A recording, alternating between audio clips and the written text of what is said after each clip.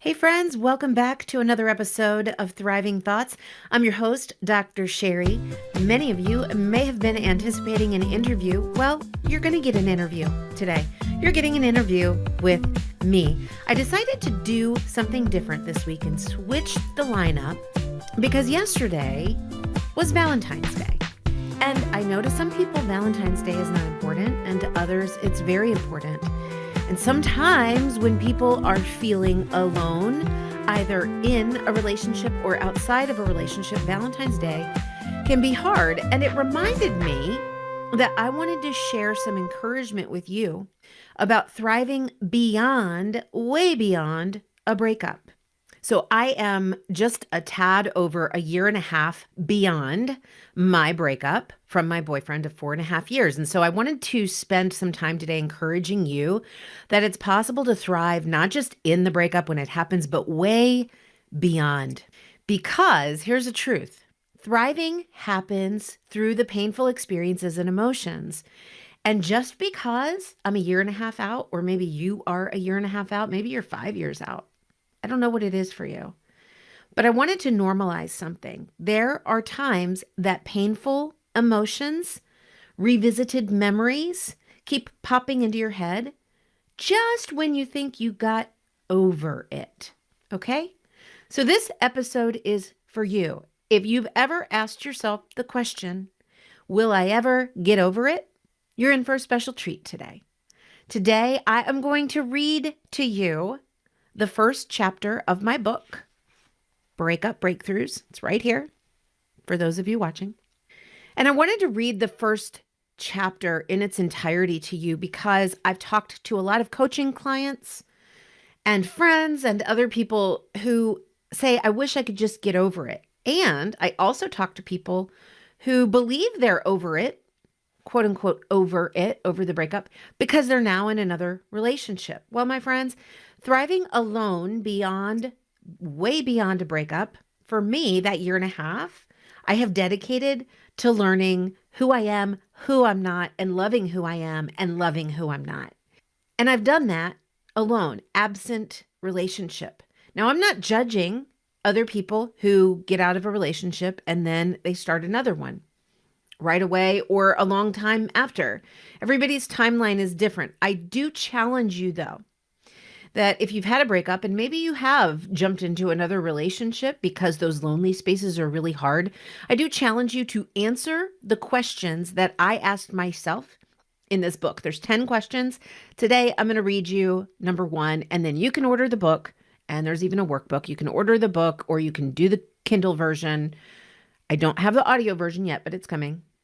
And I want you to ask yourself these 10 questions because no new relationship can replace the pain and the trauma that you experience when a relationship dies.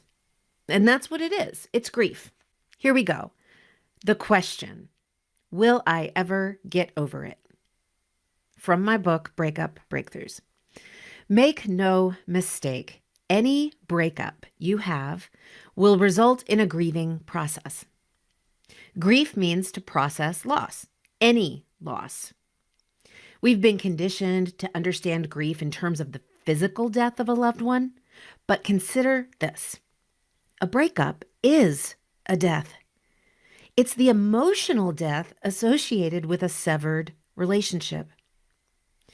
It is also a physical death as proximity and intimacy disappear as well. It is a death of expectations of the future you envisioned with your loved one. It is a grief that encompasses the physical, spiritual, emotional, and mental realms, just like grief. So why don't we think of it that way? Because we believe lies. We believe a breakup isn't the same as death. We, society, our friends, family, ancestry, us even, are compelled to build a suffering hierarchy by categorizing experiences of loss in ways that intend to predict the level of suffering one should experience. In our efforts to explain suffering, we've collectively determined appropriate and inappropriate reactions to loss. And if someone is not actually dead, it just really shouldn't be that bad. Whether the initiator of the breakup was you or your ex, you are no longer together. You are now grieving the death of a relationship. What was once there, a part of your daily life, your whole life as you knew it, is now gone. Poof. It is very much a physical death. We don't treat it like a death, but you experience it as one. It matters that much to you. We don't take food to, check in on, or create support groups for those who've gone through a breakup. Why? Because in a breakup, there seems to be someone to blame, but in death, it's an unblameable tragedy. Well, unless you binge watch the ID channel, then there's always someone to blame. And if someone can be blamed, it makes sense to us. It should therefore make sense to the person experiencing it, and should not result in what we know as traditional grieving. And when it does, watch out. You might hear people say things like, you need to get over it. You just need to move on. Or it just wasn't meant to be. Would you dare utter such empty demands to a friend whose husband died of cancer? Even years later, it's a distasteful thought. Yet, that's what we say to people who have gone through a breakup or divorce, and it's the lie we have come to believe as truth for ourselves. Another lie you may believe is, if it was your decision, you shouldn't be so sad. In my case, it was my decision to initiate the end of my 4.5-year relationship, and I've been grieving so many deaths since then. When I say grieving, yes, I'm referring to denial, bargaining, anger, sadness, as well as acceptance. Sound familiar? Those are the stages of grief. Just because I chose the death of the relationship doesn't mean I wouldn't go through the stages. If you decided the relationship must die, you too will experience those stages. And you too will grieve. All of us in different orders, with a lot of ping-ponging back and forth, most likely forever. We'll get to that later. Regardless of who chose to end the relationship, you will contend with challenging thoughts and emotions. Remember and recreate, yep, we do that, memories, acting out or acting in, and find yourself asking complex existential questions like, what does it all mean anyway? You may feel pressure to minimize your own experiences of grief as others around you tell you to move on, or don't say anything at all because they really just don't know what to say, or attempt to assign blame.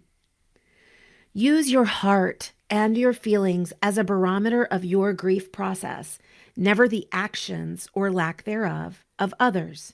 We believe the lie that we would be okay if we would just stop thinking about it. Have you had a friend say this to you post-breakup? If you're snarky like me, you probably wished you had replied, geez, why didn't I think of that? You're going to think about the breakup. So you have to teach your mind how to filter those mostly unwelcome thoughts. These are probably familiar to you. The what ifs, whys, the wonderings. What did I do wrong?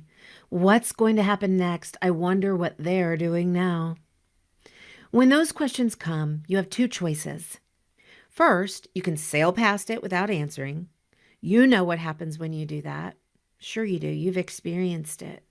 When you move past the first thought, another thought is right on its tail. When you move past the first feeling, here comes a new one.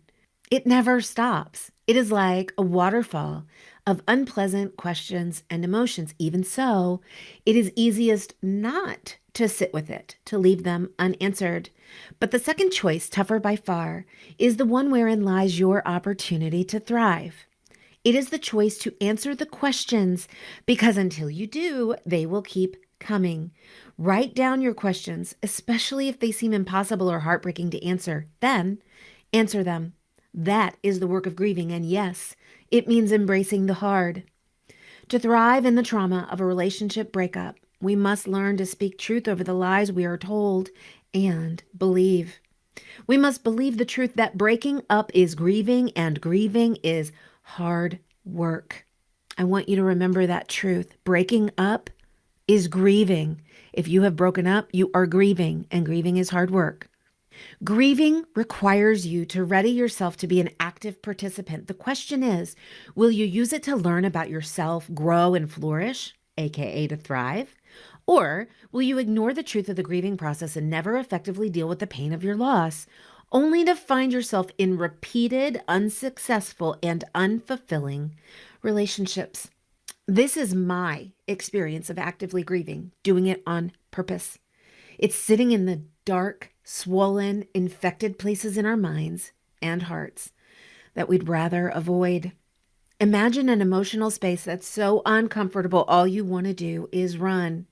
It is a place in which painful questions and unimaginable thoughts seem to come out of nowhere. It makes room for moments when you're feeling utterly lost, unable to cope, and see no way forward. That is the grieving space, dear one. It can also be the place of thriving. And I am there with you. We must also believe that grief morphs. It never wholly goes away. We lie to ourselves that we must get over something. There will never be a morning where you wake up to yourself in triumph and say, I'm over it. You can expect, however, with your it'll take work conviction, to experience pivotal moments of feeling more power over yourself and your emotions, more fluency in responding to joy-stealing thoughts, and even glimpses of joy gathering as you realize just how many breakthroughs you've had. To get there, you have to sit with it. I know it's uncomfortable. You've got to be willing to sit in the mud and the quicksand and not call out for help from any of those old thought habits like, let's just ignore that, or I don't need to think about that right now, or, oh, we just need a distraction, something to get our minds off of it. Time and mental mastery are the essential tools you will need for a successful breakthrough journey. Neither one nor the other, but both. Time does not heal all things. Time alone is insufficient. You must choose to embrace the hard, wrapping your arms tightly around it, and stay there when the pain feels too great to bear. I am there with you. I have learned to successfully embrace the hard, discover truths about me I would have rather stayed buried, and thrive in the thick of it. And so, I believe in you, courageous one. You will never get over it, but I promise you will thrive through it. My dear friends, listeners, viewers, share this with somebody who has experienced a breakup. It doesn't matter how long it's been. It's grief. It's a process. And everybody grieves differently. Yet, if you want to do it in a way that helps you thrive, I really recommend that you start to understand the lies that you believe about grief, the lies that you've told yourself about your breakup, about who you are, who you aren't, and really learn to dive into those dark, alone spaces that are really uncomfortable. I'm here to do that with you, and understand that if you're 5 years out and you're in the shower one morning and a thought pops into your head that makes that grief come rushing back like a flood, that's okay. Acknowledge it and use it to continue to thrive. Don't wish it away. And don't dismiss it. It's part of you. Your grief will always travel with you, but it's up to you whether or not you use it to thrive or try to avoid it. Please do order your copy if you have not already of my book, Breakup Breakthroughs. It's on Amazon. The links are in the show notes, or you can just search Breakup Breakthroughs book by Dr. Sherri Yoder. There's 9 more questions in that book that I've asked myself and that I continue to ask myself. I'd love for you to experience so many breakthroughs for yourself in the midst of your pain. It also comes on Kindle, along with a companion printed and shipped to you from Amazon workbook. Because this is not just a book. It is a book that offers you the space to do the growth work that you need to do for you. So there's questions for you at the end of each question to help you process what that looks like for you. Order a copy for a friend. And if you have read the book, if you've purchased it from Amazon, would you please do me the honor of writing me a 5-star review? Your review is critical in helping people understand how you benefited from the book, and it gives them a glimpse into whether or not that book is for them. I am still learning. I'm still growing. I'm still thriving. And yes, there are still traumas. There are new questions that have surfaced since I finished the book. So who knows? Maybe there will be a Breakup Breakthrough sequel. I promise you, if you do the work, and I'm here to support you, you can ask yourself and answer those hard questions so that you too can thrive in the trauma of a relationship breakup. This is the last week, by the way, to register for my Thought Warrior 33-day basic training program that launches Monday, February 22nd and runs 33 days through March. That's Friday, March 26th. We're going to meet every week, Monday mornings from 6:30 to 7 a.m. That's right. Get you started off right. You're going to identify the 4 lies that hold you back, that you would be surprised how they manifest in your life, and the 4 alternative truths and how you can arm yourself with them in a practical way to live out this thing I call a thriving thought world. If you're serious, if you're ready, it's $297. I have 7 seats left.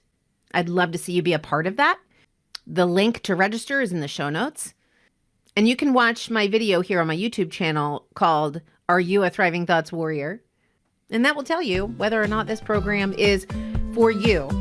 All right, my friends, order your copy of Breakup Breakthroughs. Sign up for the Thought Warrior 33-day basic thought transformation program with me. Oh, and did I mention in that program, you also get 1 private individual coaching call with me. So, hey, I'd love to work with you. I'd love to meet you. I love walking this journey with the people in my Thought Warrior circle, and I count you as one.